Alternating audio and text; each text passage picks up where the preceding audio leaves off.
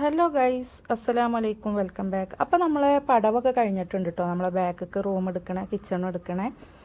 അപ്പോൾ ഇനിയിപ്പോൾ പണിക്കാരൊക്കെ പോയി വൈകുന്നേരം കേട്ടോ. അപ്പോൾ ഇത് 2 നേരം ഇനി നനക്കണമല്ലോ, ഒരാഴ്ച 10 ദിവസമൊക്കെ നന്നായിട്ട് നനക്കണമല്ലോ. അങ്ങനെ ഞാൻ നനച്ചു കൊടുക്കുകയാണ് കേട്ടോ. അപ്പോൾ ഒരു വീട് പണി എന്ന് പറയുമ്പോൾ പെട്ടെന്നൊന്നൊരു വീടാവില്ല അല്ലേ. നമ്മൾ ഒരുപാട് റിസ്ക് എടുത്ത്, അതായത് നമുക്ക് അതിന് വേണ്ട പൈസ ഉണ്ടാക്കണം.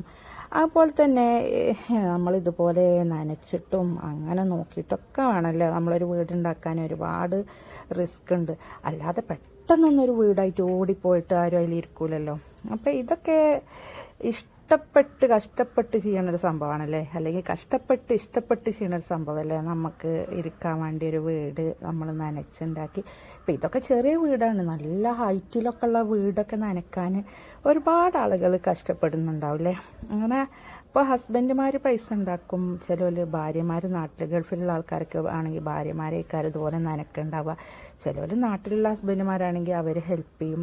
അങ്ങനെ എന്തായാലും ഇതുപോലെയൊക്കെ നമ്മൾ വീടൊക്കെ ഇങ്ങനെ നോക്കി കുറച്ച് റിസ്ക് എടുത്ത് പിന്നെ അതിലാണ് ഇരിക്കുമ്പോൾ നല്ലൊരു ആശ്വാസമല്ല. അപ്പോൾ ഈ സൈഡിൽ കുറച്ച് ഹൈറ്റ് കൂടുതലാവുകൊണ്ട് ഇവിടെ കോണി വെച്ചിട്ടാട്ടോ നനയ്ക്കണം. ഇത്രയേ ഉള്ളൂ. ഓക്കെ.